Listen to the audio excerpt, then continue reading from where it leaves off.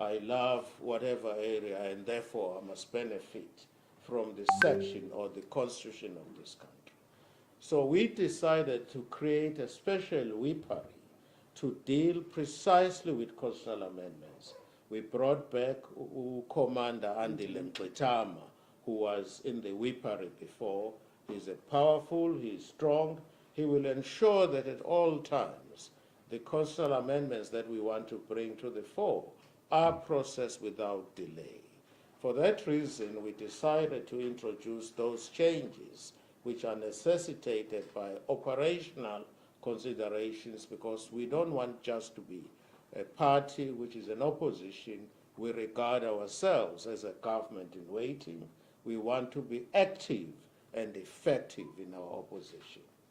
So what we have done, the significant change to the whippery, we decided that communication, we have existed in communication without the head of communication. We don't need a whippery in communication, but we have realigned. Instead of having a whippery in communication, rather let us have a whippery to process constitutional amendments for the reasons that I've clearly articulated. This has sparked a lot of debate and unnecessary public attention, right? And I think let me deal with that squarely and fairly. We've had significant changes to the whippery. I first came here when we first came to Parliament on the 25th of June last year. The chief whip was Sihle Ngubane. Sihle Ngubane was replaced in September last year by Comrade Mzwanele Manye, who was replaced a couple of months ago by Comrade Colin Makubela. Those were strategic changes designed to ensure that the party has teeth that were not just opposing, but were real and effective. Right. When Commander Manye, was the chief whip, he made quite a lot of changes to the whippery. One of which was that Andy Lemqitama ceased to be a whip. The other one, Umsezane, was a whip, he ceased to be a whip. Carol was also a whip, she ceased to be a whip. We accommodated the CEOs, as they are affectionately known, Ugama, Umolife, and Montana, as well as Umanyi himself, because we recognize their talent. It was never international news. It wasn't headlines that the MK party is falling apart. This is the first time ever when there is a change made to the whippery, it hits headlines. We don't understand why. We don't understand why. For that reason, let me also explain.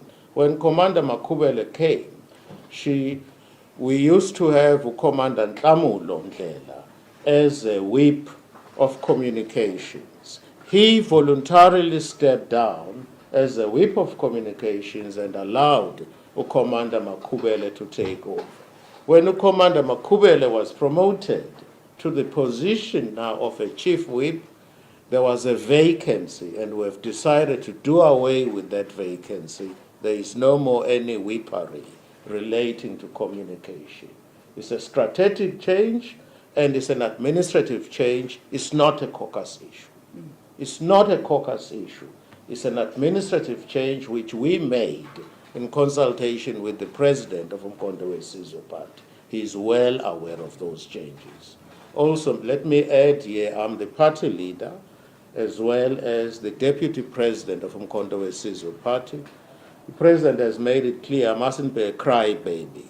On issues relating to Parliament, if there are any changes of a structural nature, changes that are necessitated because we want to make ourselves effective, I have a final say in that regard, subject to conferring with him where necessary. That's it. Let me now turn to one or two things that have happened since then, and I want to deal with them now once and for all so that they will not arise. When the changes were made, unfortunately we went through a situation whereby we had to terminate the whippery the whippery status of Commander Nhlamulo Ndlela. He was a deputy whip, remember, and no longer a whip. We decided to terminate that for the reasons that were given to him. There is a letter that was written by my office on the 23rd of June 2025, which was formally handed to him, right, in terms of which his whippery status as a deputy whip, in terms of which that was terminated. There were reasons clearly articulated in that letter. Following that, obviously, it meant he was no longer part of the whippery, because whenever we meet as a whippery, it's always myself, the chief whips, the deputy chief whip, and all other deputy whips. So a group of about 18 or 19 altogether. The result of terminating that meant he was no longer going to attend those meetings.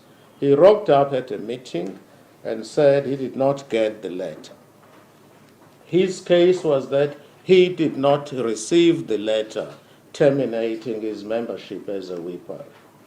The chief whip immediately said at that meeting, if you did not receive the letter, we will give you the letter after the meeting.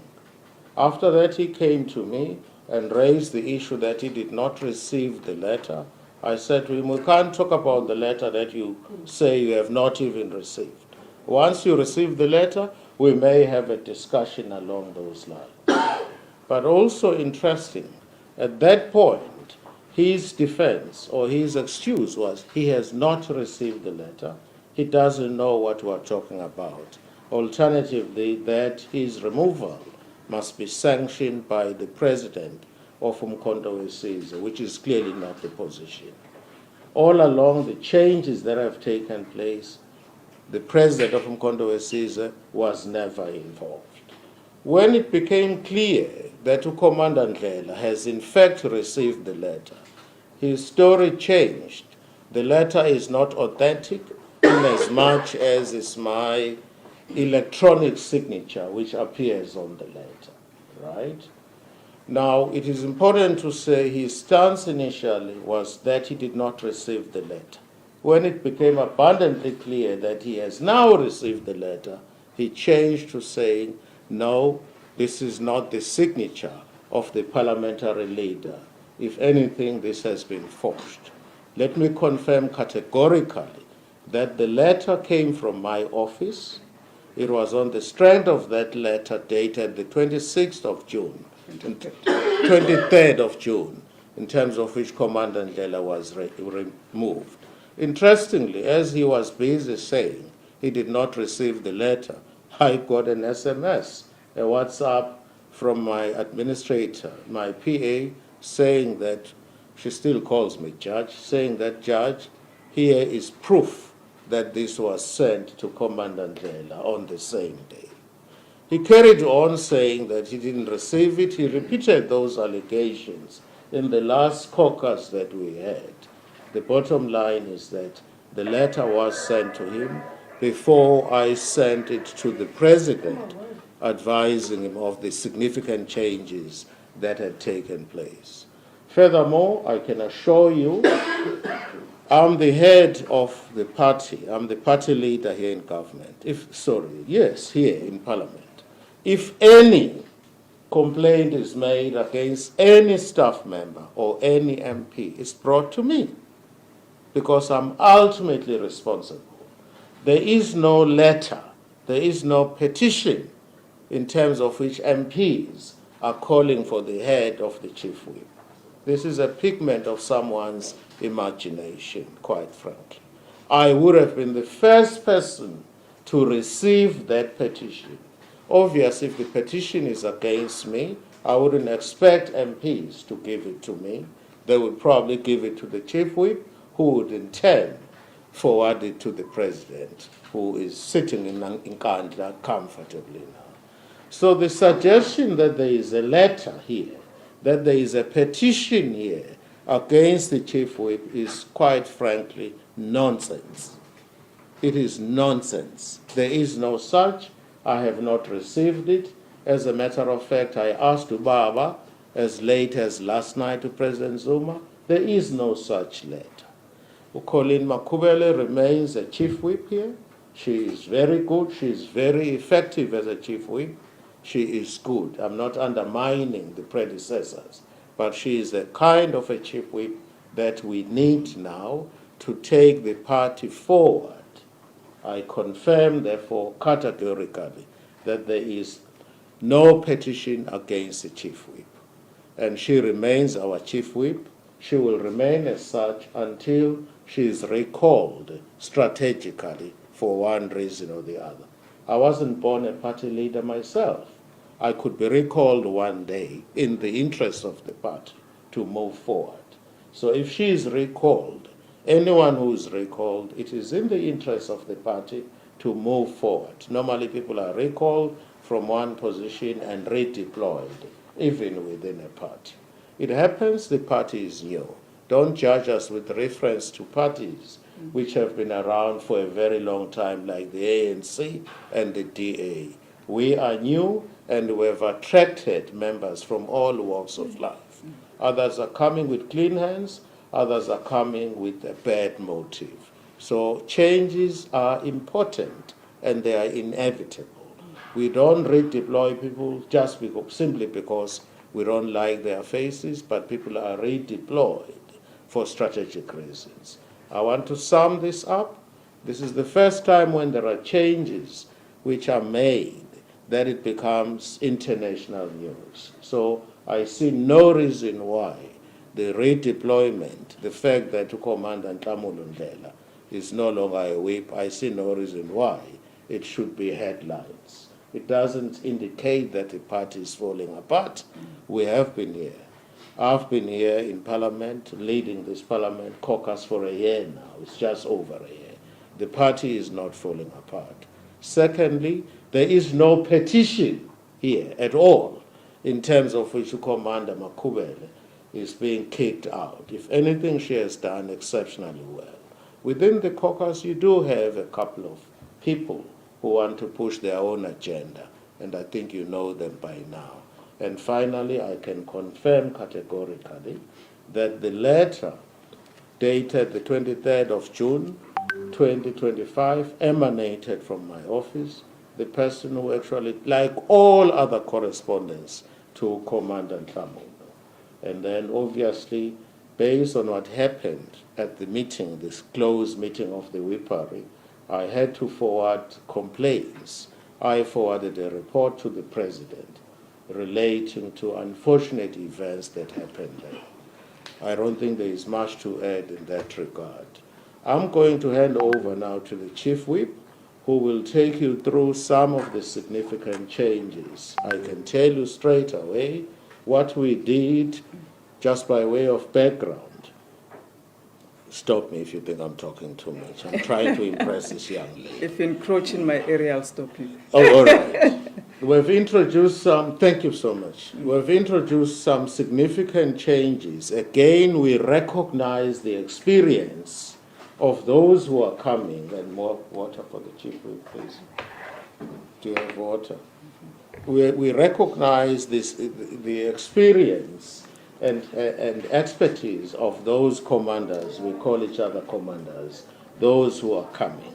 This is in line with what we have done before. There is absolutely nothing new. These changes are not a caucus issue. They are purely administrative. Just like if the President were to change the cabinet and do a cabinet reshuffle, he knows what he's doing. It doesn't become a matter which must be open for discussion to say, why is he doing this, why is he doing that? It doesn't work like that.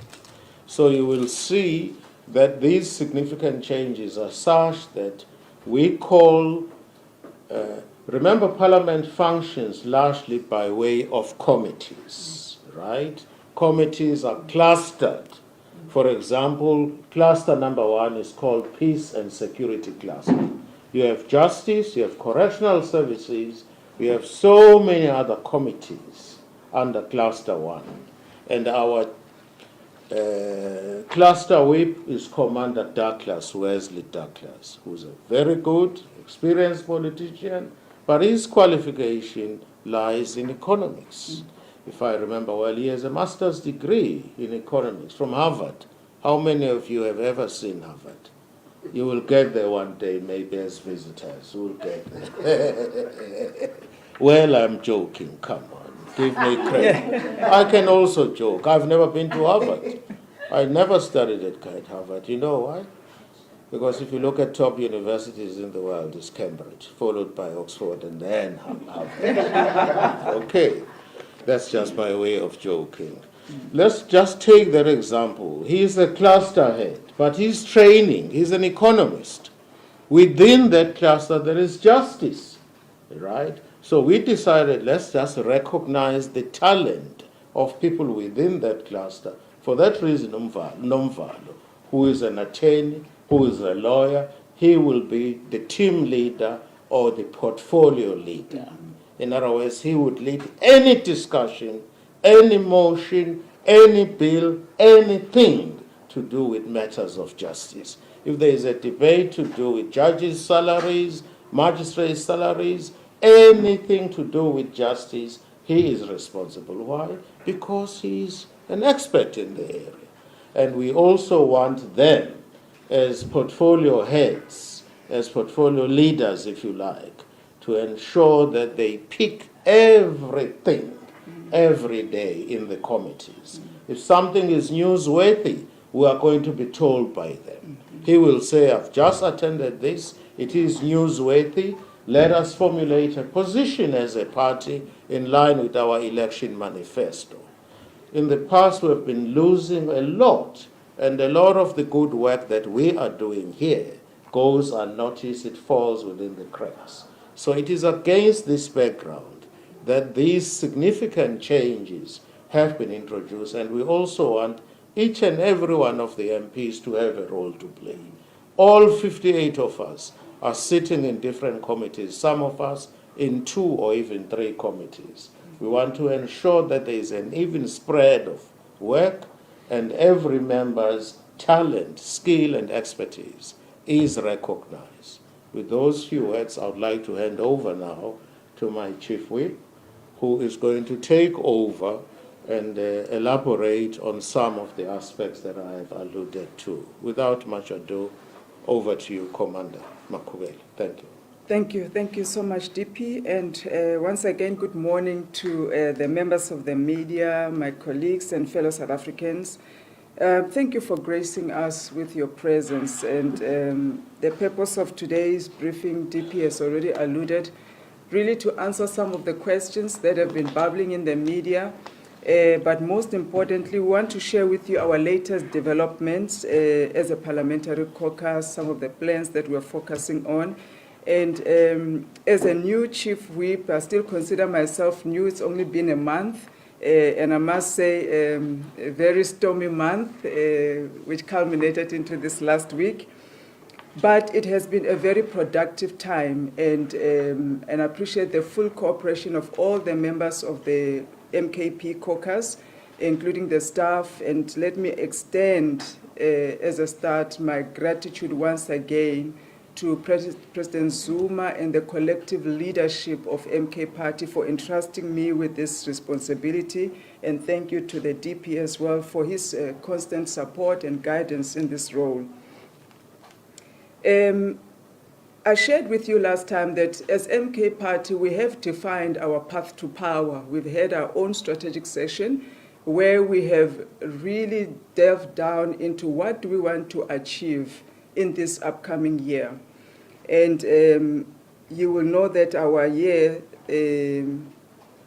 first year of existence as MK Party, we celebrated that 16th December.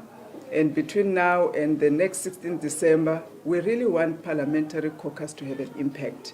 We want our constituencies, our grassroots to feel our presence in Parliament, and hence these changes that DP has been talking about on the committees. We're going to introduce to you today, and very excited about it, our portfolio leaders. These are the leaders that as we move towards our path to power, and considering ourselves as a government in waiting, They are going to ensure that on each and every matter that affects South Africans nationally, locally, internationally, provincially, they are able to answer. They have the experience, they have the skills, and you would know if you want somebody in the public service administration, this is the leader. Other parties or other parliaments around the world may call these shadow ministers. We want to shy away from shadow ministers. We call them portfolio leaders as we move towards our path to power. So you'll be introduced to them. We'll share with you that excitement that we have. And this is brought about, of course, by the introduction of our 9 last remaining members that joined us about a week ago, who have really hit the ground running, and they've brought in wealth of experience. They're bringing in their expertise, and integrating them into the team has really enriched the caucus and the perspectives and the views that we're going to be advancing in line with our people's mandate, and of course consistent with our constitution through the committees and the National Assembly. We are going to focus a lot on strengthening the parliamentary performance. This is very, very important for us, that our presence in each and every committee must have impact.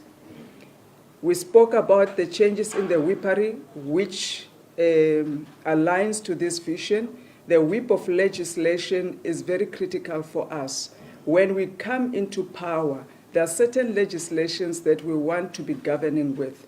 Land without compensation, expropriation thereof, decolonization of the economy, and many other proposals, land reforms that we are proposing now in our private members' bills through engagements with over 26 bills that the National Parliament is busy with at the moment. And we need to give inputs and make sure that our constituencies on the ground attend the public hearings, ensure that when we get to debate them, there's really well-researched inputs into those bills and those legislative proposals. And that's why this whippery is so critical for us, and it's aligning our path to power with what is in our people's mandate.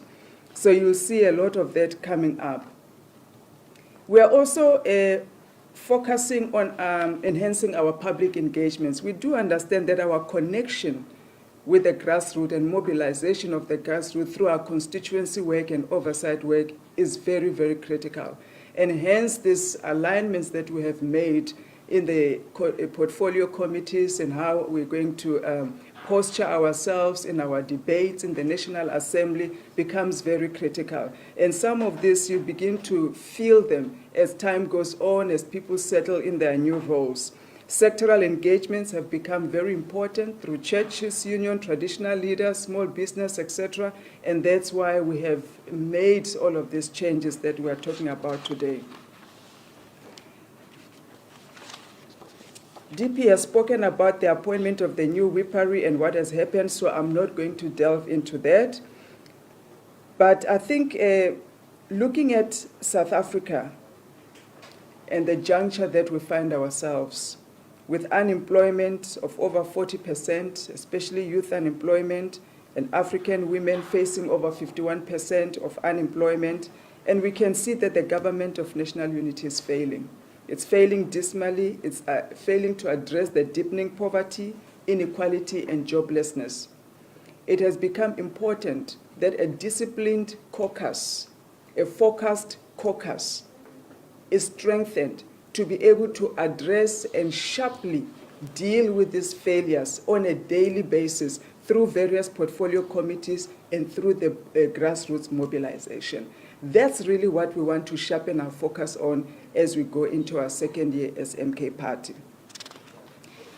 Now, a lot of what we wanted to address with you, the DP has spoken to, but there remain one of the things that has been bubbling in the media concerning some pronouncements by, I don't know, some of the media stations that have been running with some stories of why I have been fired, or there's a call to fire me, or there's some letter that is purportedly out there signed by members of parliament.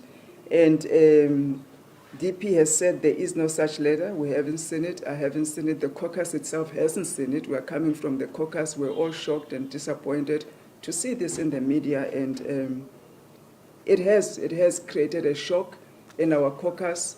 It has dented our image as a caucus, and that's what we want to work to restore right now and to ensure that something like this never ever happens again in the manner that it has happened.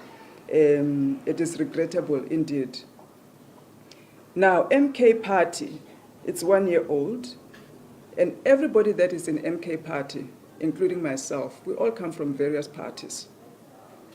Whether there are those that joined 16 December when the party started in 2023, or there are those like us who joined post the elections. All of us, we come from various parties that had various and differing postures on many issues pertaining to their ideology or the economic policies or international policies, etc. Now, the vision that President Zuma has to unite African parties, he made it very, very clear when we met post the 2024 general elections. And some of the meetings happened at the Rock, some in various locations. The unification of African parties and black African politicians that are busy starting parties everywhere is so critical. And it cannot be stopped because we've got different perspectives on certain issues. We have to find a common ground on what matters to South Africans. And we have all agreed to rally behind the MK Party constitution. We'll rally behind the people's mandate. That means people like, I'll give an example. Let's say Joe Ndlela, who comes from the Patriotic Alliance, who have different views on economic policies, international policies, even the relations between Israel and Palestine. He's now with MK Party, aligning and abiding by the Constitution and the people's mandate. People like Bongani Baloyi, coming from the Democratic Alliance, have different views on many aspects, whether it's decolonization of the economy, whether it's land without expropriation, whether it's Russia-Ukraine war. They have come into the party and they've aligned to the vision of the party.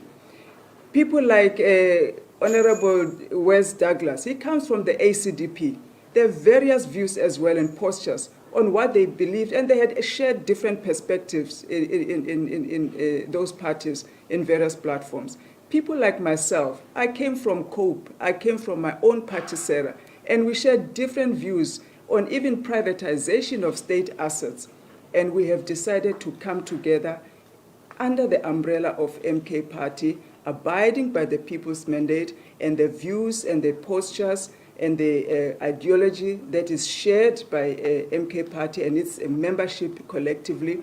And President Zuma appreciated that, and he has taken his time to thoroughly guide us on many aspects: Pan-African posture of MK, Israel-Palestine posture of MK, the economic policies of MK, what we believe in terms of land. As I said, the traditional leaders are very important to us and their rightful place within the Constitution and within our local government sphere. And those are some of the things that we are pushing vehemently in Parliament week after week in terms of our motions, in terms of member statements, in terms of our debates. Even now in the budget debates, we are making sure that we locate some of those policies where they belong, and we argue our points according to that. So it was very malicious and mischievous to choose one aspect of a perspective that we have shared in our various political parties to drive a certain narrative that there are members of parliament that are not happy with Comrade Colleen Makubele and therefore should be fired. That is incorrect indeed. Now, I think, Deputy President, you have covered us in most of the big questions that needed to be answered. And but lastly, let me say before we announce the portfolio leaders, which we are very, very excited about, and we will share with you their contact details from now on, if you need to know anything in higher education, you will know exactly who to contact. If you've got any questions in tourism, you'll know exactly who will speak on that issue. One of the things that the DP has mandated myself to do, of course, together with the WIPAR and the caucus, is really to strengthen our governance as well within the caucus, the Parliamentary Caucus. So that's going to be the focus in the next few months, to make sure that we are aligning to the constitution of MK Party. We also align to the Parliament's expectation and the legislation that is set down by Parliament on how caucuses should be conducted and run and account.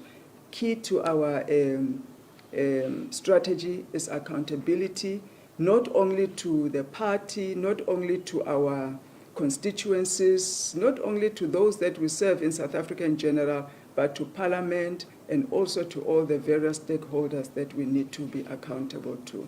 And on that note, I will allow the DP. Do you want to announce the names I will gladly do this. Thank you.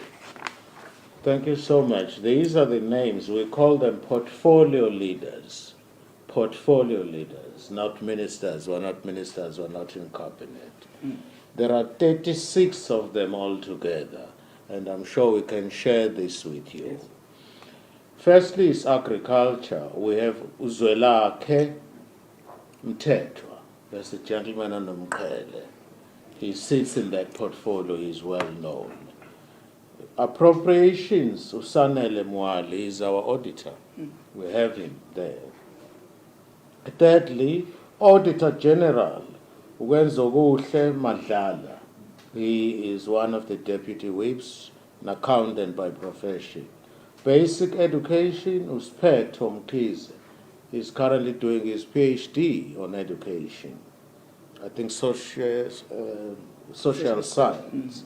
Communication and technical, and one of the newly appointed MPs. So you can see we're recruiting talent. Communications and digital technology, Uvusi Shongwe, he was here earlier.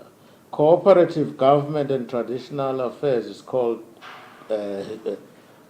was this CODCA? Yes, COGTA. It's Jeffrey Mtolo. Correctional services, Ulungisani Shangas. Defense and military veterans, Uzibuse Cele. This is one MP, he's on a wheelchair. He was a soldier before, so we've put him there. He knows everything about defense, but also he is on a wheelchair. We also want to make it very clear to all and sundry that when we say we support disabled or differently abled South Africans, we mean it. Right, correctional services, sorry, why am I going back now? Electricity and energy, Brian Molife. Employment and labor, Shays. This is finance and financial management of Parliament, Des van Rooyen. Forestry, fisheries and environment, Utsepo Temba. Health is Patrick Motibatse. High education, Umnqobi Msezane. Home affairs, Usihle Ngubane. Human settlements, Thulani Gamete. International relations and cooperation, Commander Wesley Douglas. Justice and constitutional development, Usbonelo Nomvalo is an attorney by profession. Land reform and rural development, Kailihle Madlala. Mineral and petroleum resources, Ulihonono Slepe. The multi-party women's caucus steering committee, Mabel Khwekane, commonly known as Shelley Brown. Planning, monitoring and evaluation, Umzwanyele Manyi, the former chief whip. Police is David Skosana, everybody knows Babu Skosana. Presidency, that's women, youth, children, people with disabilities, Mabel Khwekane, Shelley Brown. Presidency, State Security Intelligence, that's Colleen Makubele, the one and only chief whip. Police, public accounts, talented beggar. He's also an accountant. You can see we have lots of accountants here. Right? Talented beggar is an accountant. Public Service and Administration, uGugulethu Mchunu. Public Works and Infrastructure, uNkosinathi Nxumalo Uzwide. Science, Technology and Innovation, uThembinkosi Mjadu. Small Businesses and Development, Commander Carol Mfakhane. Social Development, Nokwethemba Mzweni. Sports, Arts and Culture, uGift Mutaung is one of the new MPs. Tourism is none other than Commander Moodley. He comes from eThekwini, well known. Trade, Industry and Competition, Siyabonga Gama. Transport, uLucky Montana. There is nobody here who does not know uLucky Montana. Finally, but by no means least, and that's number 86, Water and Sanitation, Commander Visvin Reddy. That gives you a total of 36 portfolio leaders.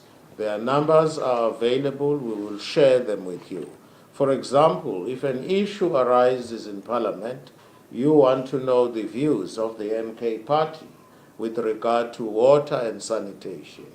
Don't come to me. I know nothing about water and sanitation.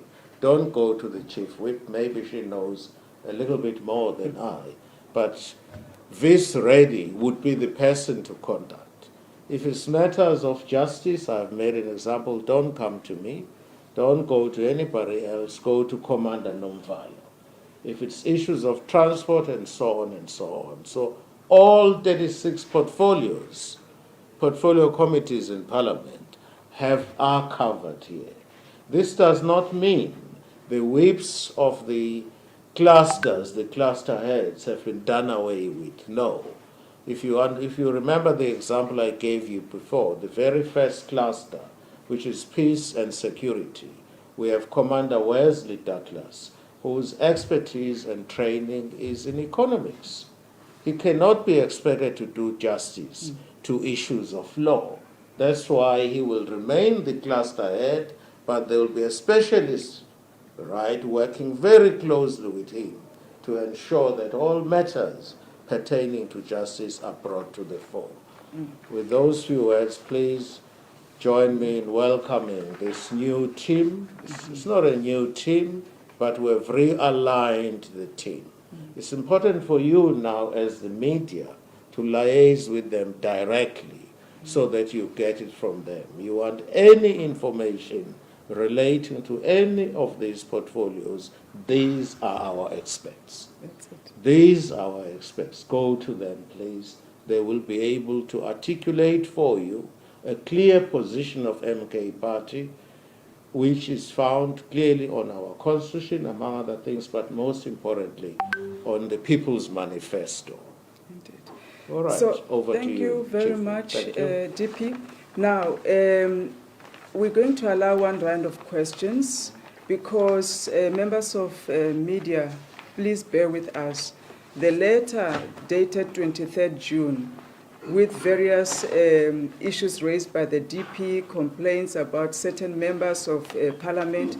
It's authentic, it's valid, it's signed by him, but we cannot delve into those details. It's sub judice. It was a letter between the Deputy President and the President that unfortunately leaked, so we're not going to be answering any questions concerning to that letter. And we have answered to you most of the things that we felt was important to clear in the air. Frankly, we'll be happy if there are no questions and we allow the party to run its processes, and then they will come back to us. And then lastly, it's just to say the caucus remains intact, united in one purpose, to serve. We are serving as comrades deployed by MK Party here in Parliament, or commanders deployed by MK Party here in Parliament. We're serving through this privilege of the National Assembly that has been afforded to us to serve and push the people's mandate. And we thank you so much for coming to listen to us. Just one round of questions. A lot of questions we'll not be able to answer. We are not being rude. We are not being funny, and we appreciate that you have come. but please understand the sensitivity around a lot of issues, and we will attempt to answer. We have, through the DP, requested that Commander Nhlamulo cease from talking on this matter as well in the public media, because he's one of the affected parties, and we want to allow the party leader and myself, who are mandated to talk on behalf of the Parliamentary Caucus, to talk to you today, and after today, just allow us to run this process to its conclusion, and we will periodically have this press briefing on issues pertaining to the developments of our work in Parliament, share with you what our plans are, topical issues or issues of interest pertaining to us advancing our people's mandate, and various things. We'll be communicating from time to time, and we appreciate this relationship and your presence. Thank you again. Just one round of questions here. All right, so can we do Jason, Kevin, Newsroom, anybody else? Yes, last round, and then that's it. Please, when you do say your questions, just say where you're from and then follow through with the question. This is the And only then we'll one. hand over to the chamber. Thank you. Anything to prove it later as we've dealt with. Just a question to Dr. Tope, it's Jason Felix from Western Info. Has Mr. Nhlamulo, has he been removed from the party or just from the body? And has he been removed from his position as a spokesperson? And if so, who has taken over that position? And then I just wanted to ask about the dysfunctionality or the perceived dysfunctionality in the MK, which you have touched on. How do you plan to become more of a force of an opposition? Because I mean, many experts and your colleagues in the National Assembly have said that Mkhonto Wesizwe Party is not doing enough to be a constructive and a more of a force of an opposition. And then just lastly, Toby, how many of the decisions and discussions that happens here or that takes place here in the Parliamentary Caucus, how many of that goes to President Zuma before we take a final decision? Thank you. Can I deal with that immediately? I'm quite able to deal with it. Thank you for those questions. The very last part. I'm a parliamentary leader and a leader of the caucus. In my role is very simple. It's defined by law. It is to ensure that the strategic position, political position of a party, the buck stops with me on matters of politics. It is inevitable that there will be one or two things that I'm not so sure of myself, either because they are not covered in our People's Manifesto or it's a new matter altogether. I'll give you an example. When there was a debate relating to our soldiers in DRC, I knew the position of the party. But remember, those soldiers were deployed to DRC when President Zuma was still the president of this country. So I needed more information from him. And indeed, I engaged him extensively. He happened to be in Cape Town. I went to him. I said, I need your guidance here. These are my prima facie view. I've looked at the People's Manifesto. This is where we stand. But given that these soldiers were deployed by you to DRC, is there any further information that you would like to enlighten me on? And the position that was taken by MK Party was as a result of the discussion with him. His view was that we as South Africa, DRC is there because of the role that we have played as South Africans. When this is President Zuma now talking, when I deployed those soldiers, it was not to protect anybody's business, but it was because we needed to protect the DRC, which is very important in the African region, in the SADC region. And therefore, our position as MK Party was informed by that input by President Zuma. That's why our position was leave the soldiers where they are, but they need to be. The army has not been funded properly. Our position was leave them in the DRC, but fund the army properly. So it was informed by the input. But I'm also a politician. I don't phone President Zuma every day. We're all politicians, all 58 of us here, plus 4 in the National Assembly, right? NCOP, I beg your pardon. So there will be times when we phone him, right? He doesn't get phoned by me every day, right? As far as running Parliament, I'm the party leader. The buck stops with me. Changes of an administrative nature are made by me, and then I would let the President know as a matter of courtesy, right? So I'm involved in those changes. You asked the question specifically about Commander Ndlela. Yes, he is still the national spokesperson of a party, but I made it clear that he is no longer part of the WIPAR in terms of the letter that was written and communicated to him. Thank you for the question. The other question, sorry, was the perception by other parties that were not effective. Let me ask you this. We say, let me put this to you. If you are ineffective, you are just standing still, do you think a dog would bark at you? It's a question. You are standing still, you are not moving, you are not making any impact. Do you think a dog would bark at you? Let me answer for you. The dog would not bark at you. Look at the work that you have done. And these criticisms come from those parties that are disintegrating. They don't come from respectable parties. As MK Party, we are highly regarded in Parliament. We are disciplined. We are not there to swear at people. That's not our role. They can swear at us, but they are disintegrating.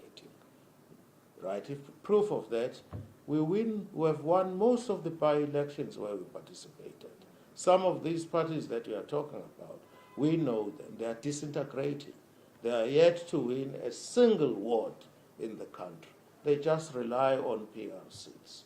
So we are content, we are satisfied with the input that we have made before. We're not going to rest on our laurels and say, we're doing well. There's always room to improve. We are here to improve and improve on the quality of people, particularly those who are marginalized, particularly those who are poor. Wherever we go, people will say to me, look, we always see you on TV. Thank you so much for standing for us.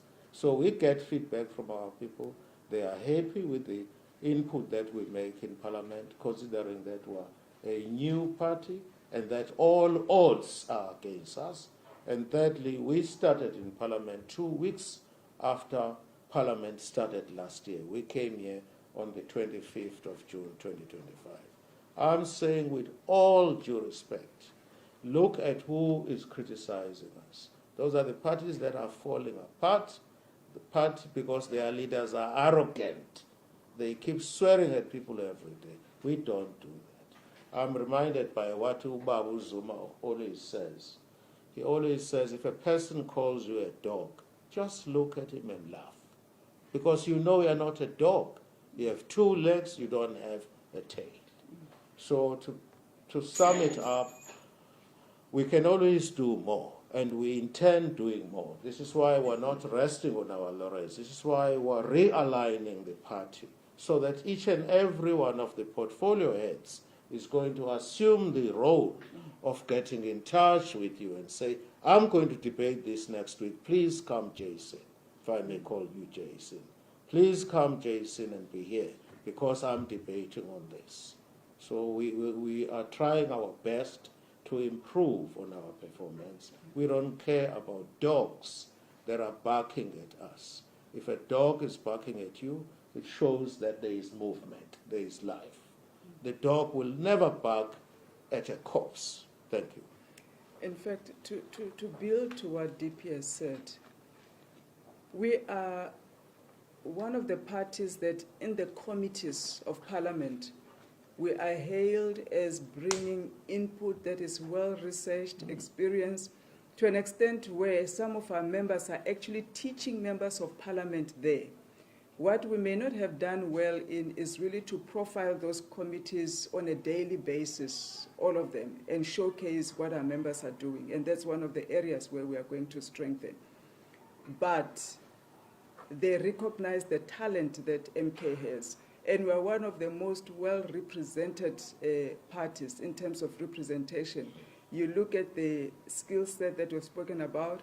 There are those that are disabled here, and they're bringing inputs from the defense, the military. We've got the less educated with less formal education. They are here as well. They represent a significant portion of our constituency, and they're able to speak to the heart of they are well connected, unfiltered connection with the constituencies. They may not speak English like me and you, the way we want to hear it, but they speak sense. They speak the heart of the community. They understand what it is that government ought to be doing to address the needs of the people. So we're doing very well in terms of that, but we can always improve and we can always profile it better. And we're going to be working on that very, very hard going forward. Thank you. Kevin Grant from ENCA. Just reaction to alleged friction between you and the party president Jacob Zuma over your intervention there in the MK Mpumalanga convener court case in the Mbombela High Court. Apparently that your intervention there paved the way for the party to lose that case. Just reaction on the JSC now recommending the Judge President Dunstan Nambo as the Deputy Chief Justice. If you can give us a reaction to that. I will deal with that quickly. Thank you very much. With regard to Mpumalanga, there is no animosity whatsoever between me and President Zuma, right, at all. I think that emanated from an affidavit that was submitted to court. And the animosity is created by the media. But he is reported as having said in the affidavit he was not aware of the legal team that I appointed to take over from there. So don't take it with respect out of context. That can never be regarded as, what's the term? That can never be regarded as evidence of any hostility and or tension. I engage regularly with President Zuma on matters of mutual interest. Remember, I'm his deputy. I haven't sensed anything. So media, please desist from making stories that don't exist. There is no animosity between President Zuma and I. On the issue of the JSC recommending Justice Dunstan Mlambo, we as the MK party, I personally wrote a letter, we objected. We were conducted as the opposition. We objected to him. I made it clear that he should not be appointed as such, right? We objected. Obviously, politics is about numbers. I don't even sit on the JSC. He was recommended. It's something that I cannot change. But our official position as the MK party, we objected to his candidature, and I gave detailed reasons, right, which are not relevant for this purpose. Thank you. I can deal with the next question. I prefer to answer one question at a time. The I'm last getting question old then. now. All right, so we're going to do just one more question, and then in the interest of time, we're going to have to wrap it up. So, newsroom, I think there's a question. I think there's a lady there. Yeah. Dr. Shlope, while we are on matters of the JSC, you were outlining the party's program. What is the party going to do to push for your seat that you rightfully have on the JSC and which has been unfilled since the last nomination of yourself? Thank you. The seat is waiting for me, and I'm glad nobody is warming it. We know why I was excluded. Remember what had happened. I came here, I was recommended, I was deployed by my party to the JSC. There was a political debate, right? Those who don't like my face lost the political debate. Having lost the political debate in the National Assembly, they ran to the courts and litigated. The courts found in favor of those who don't like to see my face, right? I'm glad there's nobody who's warming my seat, and as you correctly said, one day I'll go back to the JSC. So what we are doing now, we're appealing against that ruling, because our view is simply this. We have to respect separation of powers. Once Parliament has pronounced, it is wrong for the courts to upset that which Parliament has pronounced upon in a democratic process. The courts must respect what is the terrain or the province of Parliament. Parliament must similarly respect the terrain or the province of the judiciary. If anything, my case underscores, it highlights the problems with having a country run by the judiciary. What we have in South Africa, with respect, is no longer a country which is run by the 400 men and women in the National Assembly and 90 men and women in the NCOP. But the courts are now being run by the judiciary.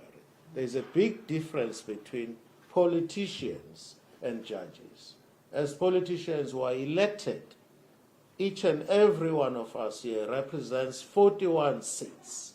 We represent 41,000, I beg your pardon, 41,000 people who voted for us.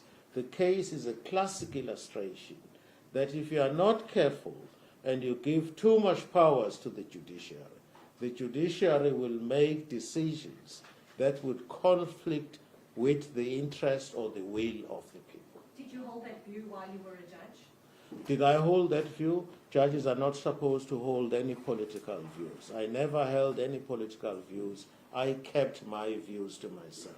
I'll give you an example. I've always believed that the land was stolen from us. I have never verbalized that until it became clear to me that I was on my way out of the judiciary. I kept my views as a judge. For example, there are so many judges who believe in the death sentence. There are judges who believe in the death sentence. I was never one of those.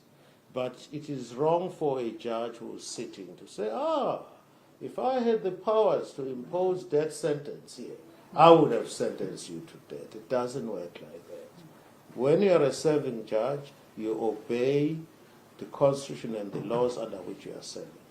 And that discipline I've carried through. For example, in Mkhonto we Caesar, we're often labeled as a bunch of thugs or hooligans, who are not. We are fighting constitutionally to amend the Constitution.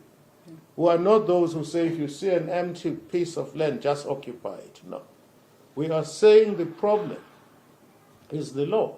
It is Section 25 of the Constitution, which mandates compensation to those who stole our land. We must get 2/3 majority to change that, right? So we are fighting tyranny, if you like, within constitutional means, which is change the Constitution. That's where the problem is. There's a big difference between a thug and someone who fights within the law to achieve justice. That's exactly what I do. So in short, my case and the JSC is a clear illustration that if you give judges an inch, they will take a mile. If you give them a mile, if you give judges an inch, they will take a yard. If you give them a yard, they will take a mile. It clearly illustrates that the Constitution, by having this wonderful Constitution in the world, we have ended up with a situation whereby the judiciary is far more powerful.